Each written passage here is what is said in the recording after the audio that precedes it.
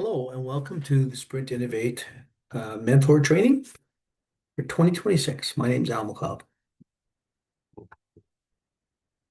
So the learning objectives for today are so that you can understand your role as a guide in the design thinking process, to be familiar with the design thinking method, to learn how to support students through each step without doing the work for them, to identify common challenges students may face and how to guide them, and have resources to offer guidance when students need help or direction. So our agenda for today is talk about the Sprint Innovate objectives and 2026 challenges, preparing for the challenge wrap interview, just getting ready for that, using AI in the challenge, innovating with design thinking, a little bit of a process overview, and supporting your team in design thinking, and then finally, student tips for the challenge and support for mentors. Okay, so the Sprint Innovate objectives are not any different than they were when we started this a number of years ago. Student learning, it's all about that. And so we want to create, learn them to learn key skills like client interviewing, design thinking, pitch creation, etc., and then collaborate with other students, even from other disciplines and institutions. That's always great. And to develop ideas to solve real business problems. Connecting Manitoba industry to next gen workforce is part of our kind of overriding mission. And the intent of Sprint Innovate is not the same as ramp up, like creating a company or hackathons, just creating like a technical tool or something like that. It's really to solve a business problem. So let's look at our four challenges we have for this year. Challenge number one is from Ripen, and it's enhancing learner engagement, transforming Ripen's user experience for informed project exploration and meaningful connections. So Ripen is a work integrated learning program, and what they really want to do is they want to find out how to connect to the learners better. And so that's what this challenge is all about. It's a kind of interesting one. Ripen's a great partner, and I think this will be an interesting one for students. Challenge number two is from our sponsor, Canada Life, Accelerating Women's Financial Power. This is kind of a cool one. It talks about how might we support Canadian women in building investment knowledge and confidence so they can take charge of their financial future. And it could be B2B or B2C or even B2B to C. So this is a pretty cool one. They haven't given us a lot of resources. The main resource is the Financial Alliance for Women, which is an international resource, but lots of opportunity here, I think, for innovation. KIPS Manitoba, that's the third challenge. It's an AI-powered knowledge management system. This one's pretty technically complicated, and there's a lot of research and detail for this one. And you can see it's based on a real-life problem that someone in the KIPS organization has, KIPS leadership organization has. And it's really about how do we manage knowledge about AI internally, externally, from all the many, many different sources. Stuff becomes obsolete very quickly. And how do we do that? How do we manage that? The internally developed stuff and the externally developed stuff. And this is based on a consulting company. So the problem is even more complicated. So anyway, that's an interesting one. And then finally, Red River College Polytech has one on creating an AI and information security sandbox. Lots of challenges about the future with AI and cybersecurity together, both cybersecurity using AI, and then of course the challenge of how do we secure AI? How do we deal with the complexity and challenges of AI in a world where we don't know what's real anymore? So this one's an interesting one, I think, and there is lots of retail and research and detail with this one. And these last two, there's a lot of detail. So I think reframing the problem into something that you can actually solve for people is going to be very important. And we'll talk about reframing in a bit. So, how do you prepare for that challenge rep interview? That's the first kind of big event coming up this week. Well, there's Thursday of next week will be our evening event where we do a training and the mentors get to meet the students, etc. So it's our networking event and training event. But Friday will be the meeting with the challenge rep, and that's a real important one for your students. So let's talk about that. How do you prepare for that? So you want to have the students and hopefully yourself too, if it makes sense, to utilize your time between the challenge orientation and the challenge kickoff by preparing for this company interview. Sometime in the early part of next week, the students pick their challenges, and then mentors get assigned, and then everybody will know what they're working on. So the one thing you want to do is you want to analyze. Like it's a good opportunity beforehand, by the way, to check these challenges out that I've been talking about, so you can know a bit about them, obviously before. But you want to analyze the challenge statement and any supplemental information provided. You'll get more supplemental of the supplemental information when it comes time next week. It gets released once we pick the teams, assign the teams and the challenges. So any supplemental information provided, sources like websites, social media channels, all those kind of things. So this page, and you can read this offline. There's a lot of information here, but the idea is, thinking about the challenge and the company and all that kind of stuff. And even if they've got information in there, who is the customer? Each of these challenges are different, so there's different information. And then doing some research. You understand the business that the challenge rep is representing. Do you understand their industry and what are their customers saying about this problem, the challenge they're having? And can you get your mind around that? Do you identify it with it?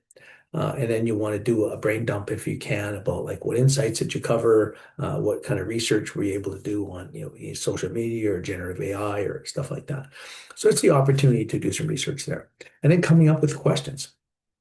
So you get a chance on Friday afternoon in a group with four other groups probably to ask the challenge reps some questions. So what are your questions that you have after you've done the research that you would do earlier in the week?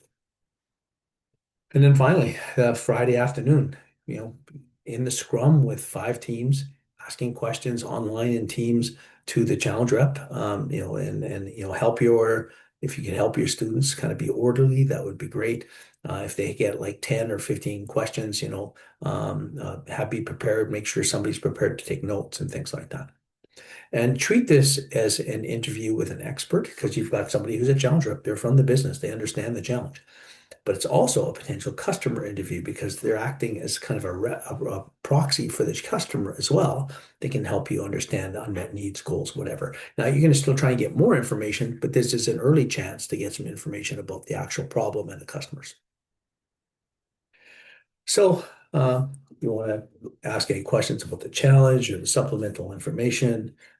You want to be ask questions about the industry and the company. Ask about other stakeholder groups who are affected by it, like internal groups or external groups.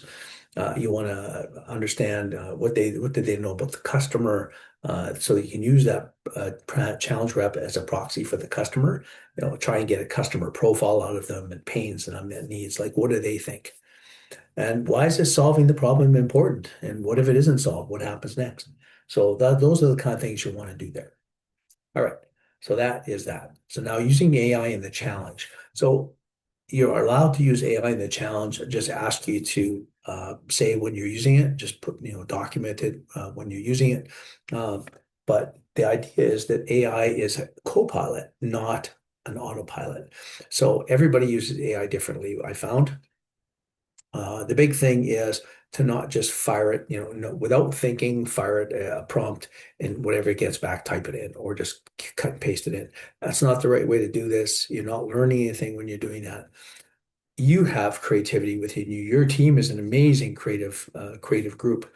I tell you that right now without having met you. And the reason for that is you've got these elements of diversity in your team. So you've got people from different backgrounds, whether it be ethnicity or gender or age or whatever it is, whatever that is, plus your lived experiences and your knowledge and things like that. So you've got this great diverse team of people who will come up with different ideas.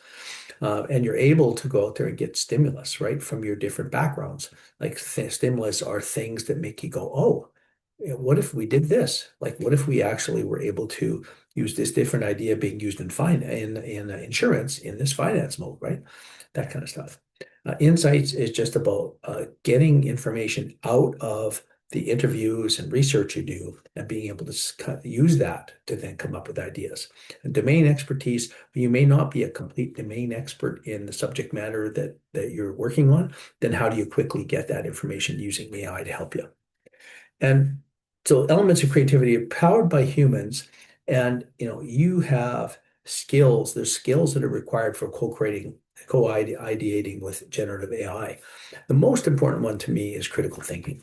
And I say critical thinking because you're in charge and you're responsible for the results. So whatever it gives you back, you have to verify, you have to make sure that it makes sense, right? That's key. Prompt engineering is just being able to create, decent prompts that can get good responses, and knowing how to do that. And your creative skills are, you own the creativity, right? So whatever the ideas are, you own those things. So you want to make sure you use your imagination and, and to guide and enhance AI generated ideas. But to me, I want to see you guys take a shot at doing the brainstorming first on your own and see what you come up with. Domain expertise and collaboration skills. Collaboration skills is just about, can you work in a team with humans and AI? That's a skill. And so you're going to get supported by AI. Here's the tools I used in the mock humane training. ChatGPT images to make images, a chatbot prototype for research and journey maps for Selfie0 to do assessment app prototype, Claude OSN process to get some signals that we can use for brainstorming, and then Banana Pro, I use for images as well. So IDEO put together this slide. And by the way, we have some training materials coming from John, one of our mentors. And I think that training material, I've looked at it, it's really, really good. It's about design, AI and design thinking. And you'll see that it's really good. He's coming up with that right away, and he'll going to give us a video on that. So the big thing here I added two things to this list, and that's domain research and prototyping support. So these are some of the things that AI can help you with, assist you with. So it can help you with domain research and prototyping support. So domain research, doing a deep research report, and then getting your references and being able to understand some stuff that you're looking into, whatever the industry is you're looking into. Prototyping support, it's a wonderful, wonderful prototyping tools that can, help create something really quickly, whether it be any kind of prototype, frankly. And then, of course, there's enhanced idea generation. You can use it to create more ideas. I would use it after you've done your initial ideation as a team. Then ask AI to bring in some ideas and then put them together. And then out of the box thinking for unconventional solutions. So you can ask for wild ideas as well, and it works quite well. And then you want deeper insights into user behavior. That's where we use this OSN process to scan social media and other places to get more information. And then I wouldn't recommend trying to use AI in testing, because frankly, there won't be enough time testing or enough data to testing, because it's really all about that. So for OSN and design thinking, this is about open source intelligence, which is a way of collecting information from social media sources and news and blogs and websites and reviews and online data sets and statistics from governments and things like that, and taking that together and actually processing it through and creating these signals that you can use as indicators that may give you stimulus or insights. They're not as good as user interviews in any way, but they are actually, very good indicators of things. So here's a simple OSN report with pre-empathy signals. We got out of it. And here's some of those top insights that we got. Here's the 5 most emotionally charged issues: pet owner guilt and financial anxiety, vet mental health crisis, burnout, new pet owner overwhelm and fear of failure, behavioral challenges, inadequacy, and pet surrenders due to poverty. So those are the 5 emotionally charged ones. And what we found here is that those 3 are very, very similar to kind of what we'd found in our earlier research with Humane Canada. So that's good verification. So let's talk about innovating with design thinking. So when does innovation happen? It happens at the intersection of these 4 lenses. So the first one is the desirability, which is also called the human lens. Do customers want it or need it? Second one is viability, which is, should we do it? And that's the business lens. Is there a business case for this? The third one is feasibility. Can we build this thing? Do we have the technology to build it? And finally, what's the impact on planet and people of what we're doing? It should leave the world a better place. And design thinking says to go through the desirability lens first. Okay, so let's talk about the steps of design thinking. This is a Bank of America case study we're going to use for this. So the design thinking model looks like this, if you haven't seen it before, and it is a a two-phase or two spaces, problem space and solution space. And then there's 5 steps within there. Empathy, define, ideate, prototype, and test. This tagline of don't fall in love with the solution, fall in love with the problem is very important. The reason it's very important is because, if you start here, you actually have no idea what you're actually building if anybody wants it. You may be your only customer. It happens a lot with a lot of startups, by the way. You want to make sure you start back here and you start with a challenge. So in the case of the Bank of America case study, the Bank of America hired design agency IDEO to boost their enrollment numbers. They asked, how may we encourage new customers to open banking accounts? And so what happened is they actually, in the empathy stage, they did a bunch of research, and then they spent a lot of time looking at and talking to and observing customers and potential customers. They found that one woman rounded up in her checkbook for easier calcs and a buffer. They found that single mothers struggled with savings, had nothing to put aside, and that even a small amount saved as good provided a financial buffer to manage financial security. So they got all this information, like lots and lots of information. So then we took all this rich information, and in the define stage, this is where you take all that rich information and you're going to try and boil it down to a problem that you can solve for a customer. So what they did was, after these insights they found, they went over all their work and they said, wow, what we see is a lot of people trying to save money and struggling. And so they reframed the problem statement as, how might we help families save money? This is one of the most important parts of design thinking. It's easy to gather information. It's really hard to use that information. So in this phase, you're actually taking all that rich information and you're basically saying, we're going to solve this problem for this customer. So then they created a diverse team of product managers and finance experts, software engineers, and operations people. Did 20 brainstorming sessions, came up with 80 concepts and one favorite idea. And that was the Keep the Change program, which is where you have a bank account, a debit card attached to a bank account. When you use your debit card, you buy coffee for $2.50, it charges you $3 and puts 50 cents in your savings account. By the end of the year, you've saved some money and with very little pain. Very good idea. And they created a cartoon video prototype. So then they tested that prototype at an online survey with 1,600 participants, and then iterated prototyping testing to get to the final solution. And the program took off. First year attracted 2 million customers. It's since grown to over 12 million. We've saved a total of $2 billion. 3 in 5 new Bank of America customers choose to enroll in the program with 99% program retention. Very successful. So now let's take a look at Humane Canada, which is a mock case study used in the training session. So Humane Canada is the Humane Society Overriding Canada, which is responsible for animal welfare. So in this mock case study, the question we were asked is, how might we reduce the number of pets being surrendered to shelters? So we did a whole bunch of work. We did a whole bunch of interviews of customers and of Humane Canada employees and veterinarians, etc. And we found out that there's a lot more pets these days, especially since the pandemic, and there's less veterinarians. And that veterinarians are retiring faster than new veterinarians are coming into college. We found that the shelters are overwhelmed across the country. And we found Humane Canada, our own internal knowledge, said that the lack of pet owner knowledge is a major contributor to industry crisis. And veterinarians say that the first 90 days of pet ownership are critical for success. And we found out that tech-savvy new pet owners want information and guidance. So those are some of our major insights we found. So then we reframed the problem as, how might we prepare, guide, and support new pet owners so they can live their best life with their pets? Of course, you tie that right back to, and that's a way to reduce the number of pets being surrendered to shelters. So we had a joint team of Humane Canada and several key technology partners during ideation. We developed a variety of ideas, clustered them, and picked 2 clusters to move forward with, providing guidance to new pet owners and a business model approach.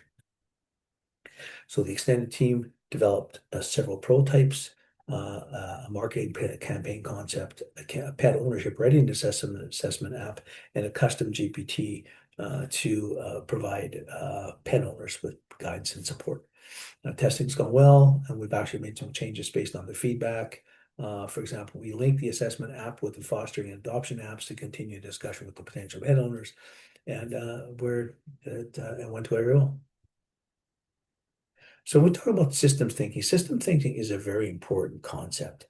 And the reason I say that is the four challenges we have are, they're not simple, right? They're not just one dimensional. And systems thinking is about these bigger concepts. So if you had a complex innovation where you've got multiple teams, multiple levels, multiple partners involved, that's when system thinking is important. So you're talking about focusing on the needs and experiences of the customers of the system, but also considering systems and stakeholders as well. And so you're collaborating with stakeholders like employees, partners, suppliers, etc., and zooming in and out to get different perspectives. So you can look in at a particular customer touch point, but then you can back out to see how that's all being provided. This is a stakeholder map. So this is a stakeholder map we use in the training, and it shows you that this is not a simple system.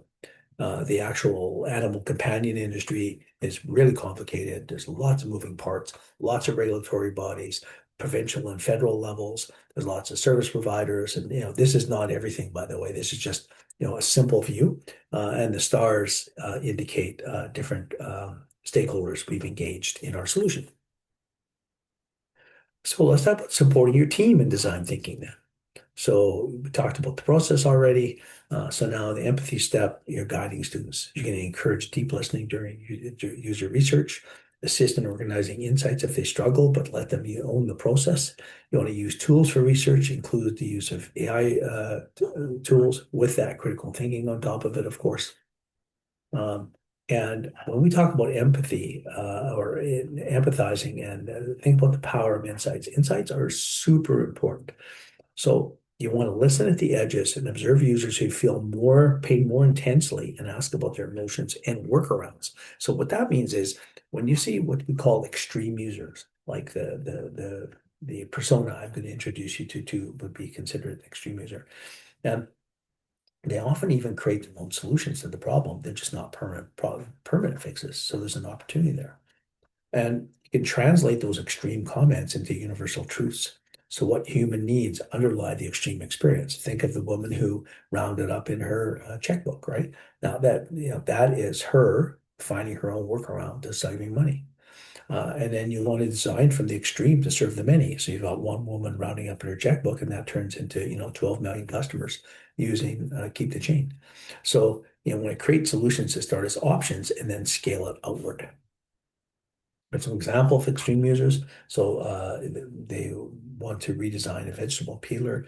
So one of the extreme users turned out to be an arthritic user. I think it was a fellow whose wife was an arthritic user, and when they finally designed something that worked for her with her arthritis, it actually worked better for everybody, and everyone liked it, not just her with her arthritis.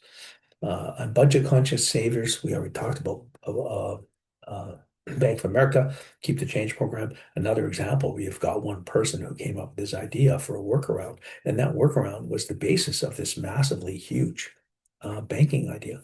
And then new pet owners, in our case here, we came up with the idea for custom GPT for guiding pet parents by leveraging some of our tech partners in the industry, the animal companion industry. But what we know is that GPT, even though we think new pet owners will use it the most, especially tech-savvy ones, we know that it would be helpful to everybody.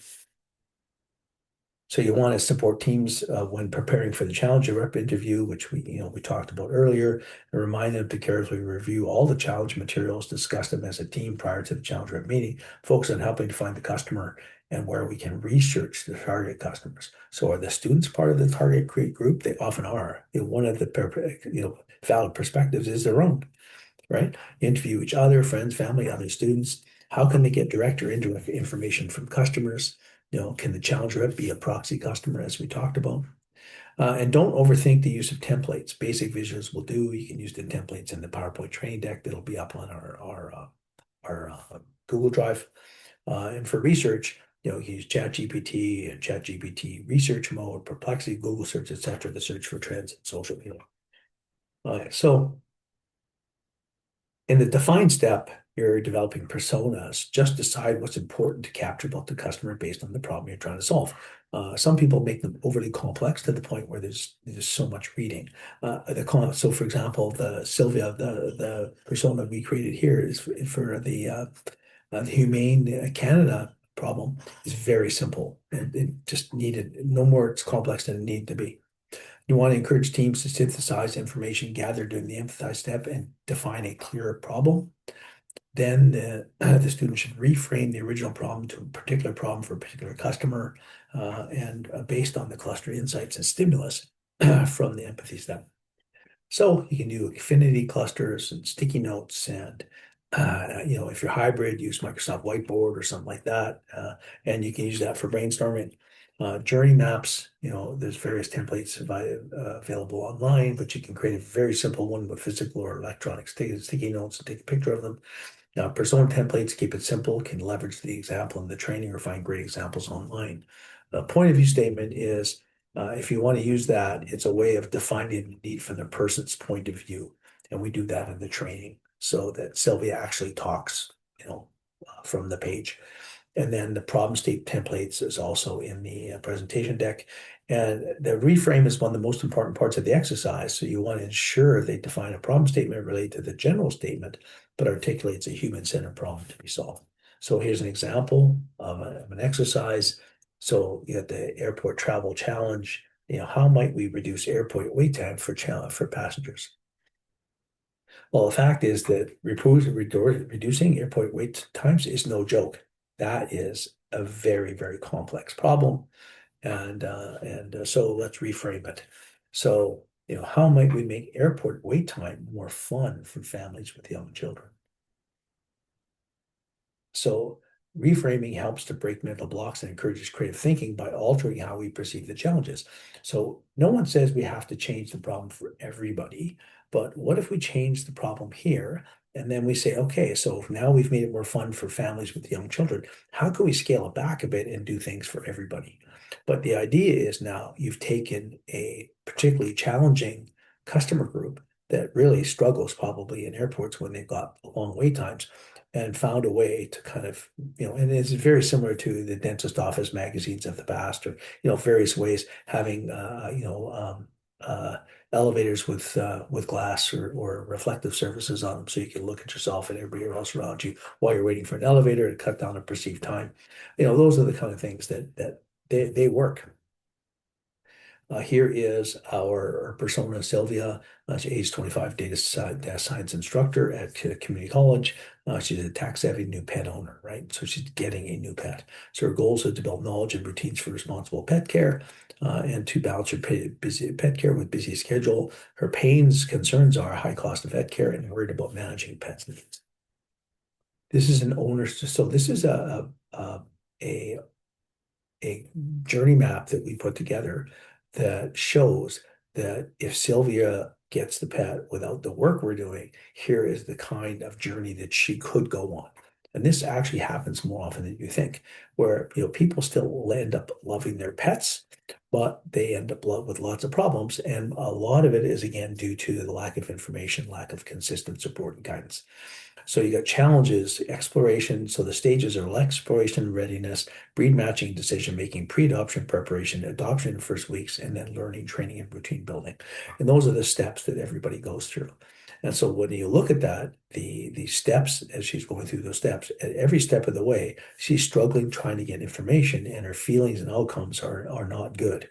And so she actually ends up getting kind of overwhelmed and less confident over time.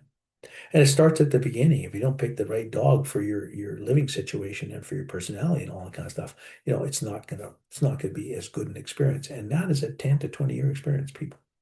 So there you go. So then in the ideation step, it's often the student's favorite design thinking step. They love the creativity side of it, but it can become really bad if it's not facilitated properly. And people can shut down. It happens all the time. So make sure the students review the rules that we're going to talk about in the training and remind them of the lessons from the IDEO video. And you want to ensure that the student facilitator takes the role seriously and remembers the rules. So remember that one of the judging criteria is innovation. So think, is the idea that they pick at the end innovative? It, has to mean something new to the world or something simply that exists. It's not that complicated to know if something is innovative or not. If I look at the examples that we've used here, these are innovative ideas. They're different. They've not been done before. Your team may or may not need ideation support. It really depends.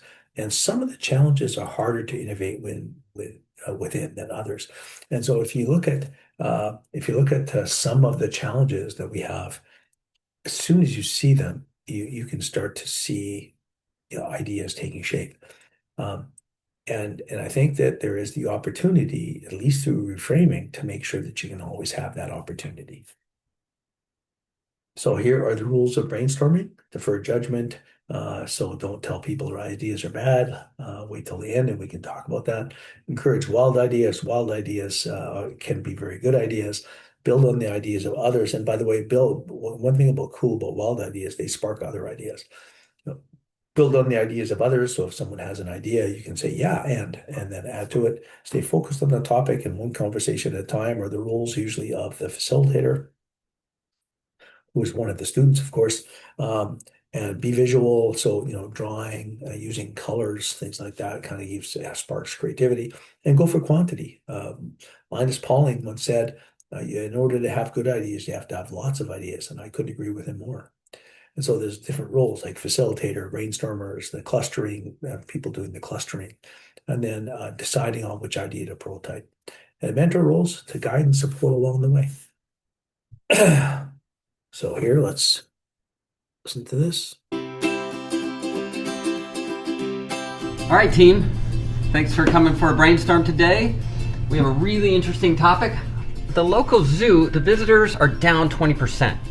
So how might we boost the number of visitors to the zoo? This is a serious problem for them. They want to stay open. They need more funding, all this kind of good stuff. So let's spend a few moments now first and get a few ideas down.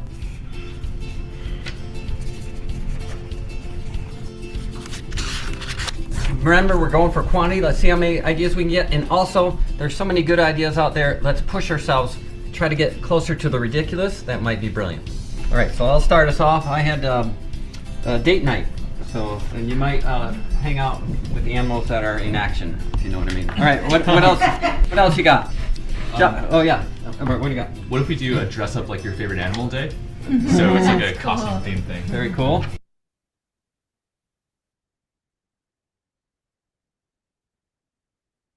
What about zoo pop-up at places that kids frequent, the mall, school, parks? Home Depot I know has programs for little kids to build birdhouses and stuff like that. So it could be all these different crafts, but they're sort of animal lessons, so kids learn. I have night camping, so you get to camp overnight there. So let's get a 5 or 10 more. So I figure loyalty cards work for airlines and for burritos, so why not have it work for the zoo? Building out the whole celebrity thing, what if we pretend that animals are celebrities and we give out a gossip magazine as an advertisement? So for an hour every day, they vacate the cages and you get to go swing on the bars and everything that the monkeys have. So zoo turned playground. That's awesome. What we'll do next is we'll look at these and look for some themes and cluster a couple. And then I think we should even prototype 1 or 2 of these and then take them over to. Yeah. So as you can see, they know what they're doing. So there's a lot of advantages to the IDEO brainstorming technique. I'll point those out right now. So one of them is they let people come up with their own ideas quietly for a couple minutes and ask them to write them up on sticky notes. So when they start brainstorming right away, people have a backlog of ideas and that gets things going. So that's a really good idea. I love the technique. And you see lots of, encouragement and people actually having fun doing it. So it works very well. So one of the issues that is a real challenge is things can break down if people don't follow the process. So what happened was there was one of the women had an idea of animal lessons, Home Depot animal lessons, crafts type things. And the problem was it sounded like an interesting idea to me, but what happened was she didn't have a sticky note. She didn't write up a sticky note. So the facilitator, well, okay, thanks. And then he put his own idea up, which is not what's supposed to happen. So that idea never got up there. It might have been the best idea of the day. So what should have happened, they both made a little mistake. Hers wasn't as bad. She should have written it up on the paper on the sticky note and then given it to him as she gave her idea. But his error was actually worse because he's the facilitator. His job is to get the idea on the board. So what he should have said is, hey, thanks, great idea. Write that up quickly on the whiteboard and we'll keep going while you're doing that. That's what should have happened. Okay, so now in the prototyping test, you're developing a prototype of the team's favorite solution by a vote. It's very important. It's coming down to now the end, and if you can't describe your solution, show your solution, then there is no solution. Students are actually pretty good at prototyping, is my experience, but help them out. So there's types of prototypes or paper prototypes and journey maps, and click-through prototypes and wireframes and storyboards and product description feature sheets and marketing campaign skits, a vibe-coded prototype. I've got a couple of these to show you. Anything that explains the idea. So here's our prototype for our Think Twice campaign. So here you've got a visual with these three Jawas, and the idea is us and the Canadian Veterinary Medical Association are partnered, and we're basically trying to reduce pet surrenders by helping Canadians assess readiness before adopting. And so we give them a bunch of information here in the marketing campaign, and we also develop this app with a technology partner. So here you're going to take this readiness assessment so you can see if you're ready. So how many hours a day can you dedicate to pet care? Not much. I have a small yard, a small apartment. I can only have under $50. I've never owned pets before. I expect I have some uncertainty in my future, and I have a limited emergency fund. And so it says 8 out of 24, you really should consider fostering first, and that links me to the fostering app. That explains a little bit what fostering is, and then goes through and gives me some options for fostering. And of course, I would talk to the shelter that has these pets. Okay, and also we also link to the adoption app as well. Okay, so this is a storyboard. So in this case, the woman is saying, should I get a pet? And she talks to her friend who says, you should try the new Humane app. It'll help you. And then she uses it to adopt a puppy. And then, she goes for first vet visit. And when she's talking about the Humane app, she's talking about our chatbot as well. So now we've got this optimized pet ownership journey with this pet guide in place oh, I have them in the wrong order here. Anyway, so I'll do this way. And so the pet parent prototype guide goes here. And, as you can see, you'll see that this is a really good tool. So here I've got to develop a plan for a new bulldog I'm adopting in a month, which I do before he arrives. What's important the first month he's with him, I'm a new first-time pet owner. So a parent tells me that it's not doesn't replace your veterinarian. It's not a health app. And then it goes in and kind of tries to get you to calm down and relax. It talks a bit about why bulldogs are great and what they are. And there's some good and bad parts. And then it gives you kind of what to do before they come. And then talks about essentials to prepare and a home prep checklist. And then adjusting your expectations and first month together is the next piece. So it's actually quite comprehensive, and it goes week by week, giving you advice on what to do, which I think is pretty good. And another one is this concept of give me a week-to-week guide of my first 3 months with a 2-year-old adopted bulldog that's in good health. Okay, so here we go. And there's our bulldog. And so here it goes for adult rescues. Many of us use the 3-3-3 adjustment frameworks. First 3 weeks decompression, first 3 months confidence to settle in, and beyond that, the final personality is fully visible. And so it's really good. It talks about like why for everything, right? Trying to explain it. So it's a really good. And that is the app. And then so here's our new journey with the pet guide. And you can see that there's a readiness self-assessment. Here, exploration readiness and breed matching decision making. And the things you have guidance and information at every step in the process, helping you be prepared and calm and set up for success. And then now when the adoption happens, you've got already got a plan, you know what to do, and then you go on from there. So it's really quite a different journey. And then prototyping support, students love this part, and you can provide constructive feedback on the solution. Can they explain the innovation part? Can they explain how does the solution solve the problem? For impact, does the prototype explain the solution? And make sure they don't add unnecessary stuff like here's how you log in.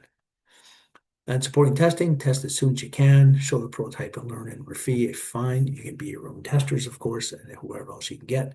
And keep track of any prototype enhancements you made due to the feedback. It's a factor in the scoring rubric. And then a pitch. This is often the hardest part of the challenge for students. They should be working on the pitch by noon Saturday. They'll need to start the workup between the pitch and developing the prototype. And then does the pitch cover the problem and innovation solution? And ask questions like a judge. And then pitch day, meet with your team to review their pitch on Sunday morning, give them honest feedback and advice on how to help them revise and refine. There is a little bit of revision time, not a lot, and ask a few questions when the judge might ask. And of course, some of us that are there on the mentor support team can also help you with pitch feedback. And remember the 7 minutes, and remember they have to send it to Cindy. So here's some student tips for the challenge. You want to use your mentors effectively, ask for the guidance you need, be upfront about your struggles. They're not judging you. Establish how to reach them outside of scheduled check-ins. Mentors can't give you answers, and mentors won't produce anything for you, but help set out a path forward. Here is the 48-hour guideline for the session. So Friday night after the meeting with the challenge rep, then immediately the student should begin the empathize and define stage. Quickly, what's our plan? How are we going to do this? What does it look like to us? Understanding kind of, you're getting that information that you need. Okay. And then by the end of Friday, you should have that clear problem statement. And you think about Friday, you should already be talking about what is it you want to talk about the client rep and the challenge rep in the morning. And then the Saturday morning, you're ideating. If you can actually get the ideation on Friday night, that's even better, but certainly Saturday morning ideation, get it done, have your idea, and actually start even to think about how you might prototype that idea. And then, get a chance to talk to your challenge rep and then create and select the starting idea at that point through a vote. And then Saturday, and you can split into 2 teams the rest of the day, prototyping and pitch development, and spend most of the rest of the day doing those 2 important things. Sunday morning, you can do creating your perfect pitch, and you get time in the morning to practice, and then the contest begins. A team is only 48 hours, time box things. Don't take 3 hours to come up with ideas. You don't need that much time. Divide and conquer. Make sure that you've got different people working on different things. Communicate. Make sure everybody knows what everybody is doing. And keep your commitments to your teammates and the mentor and the business rep. And they should practice their pitch. So Sunday pitching, there's the 2 rounds, semis and finals. Semis are done concurrently in various rooms around the campus. All teams will be in the same room that are in the same challenge and will be judged by the challenge rep and innovation judge. The 2 judges will see 3 to 4 pitches and then provide scores and feedback to the teams. The winning team for each challenge competes in the finals, and finals are judged by a second panel of uninvited judges. Here's from pitch prep perspective. I'm not going to go through this over this too much. You can look at this information in the deck. Same as for the template. Okay, and I think the judging criteria here. This is for there's 2 judges. There's the challenge representative and the innovation judge. It's the first time we're doing that, and so each of the 4 challenges will be judged by 2 different people, and one will be using this first rubric, and the other one will be using the second rubric. So one is the business impact, that's the challenge rep judge, and innovation judge will use the innovation design thinking one. Okay. All right, so let's talk for support for mentors. So we're hoping to have a group of floating mentors, maybe 1 or 2, dedicated to helping the mentor team, which we can help with taking a look at team pitches. I do that every time, and provide questions and feedback, support for less experienced mentors if you need it, and support for anybody who gets ill, of course. Here's my phone number. Target is to 2, and I think we have 2, depending on how the numbers play out in the final 2 to 3 days. And the Slack channel used for support. Please, if you're not on Slack, let me know. It's one of the ways that we can talk. Okay, this is something called Design Thinking Chatbot, and let's go take a look at it here. And so I created this, put this just simple chatbot together. So you can do things like if you need help with your student, can you help me create a user journey map? Um,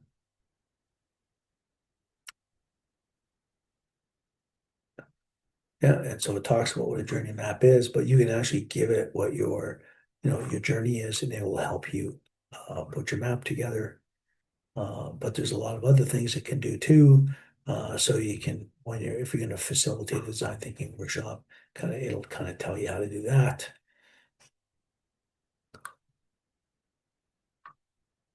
All right. And finally, kind of another one here. Um, how do I build empathy with my customers? How do I affect reframe the problem properly? That's a good one.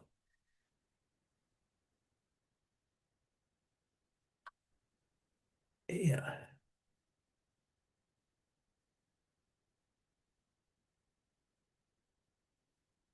So there, that's a good one. I think that's actually my favorite one, to be honest with you. Okay. All right. And then mentor support, the pitch and design thinking, innovation training. There's a video training in the resource kit on Google Drive. There's community member support, team setup, Slack channel for mentor collaboration, or text me. And then there's a resource kit on Google Drive. And that's it.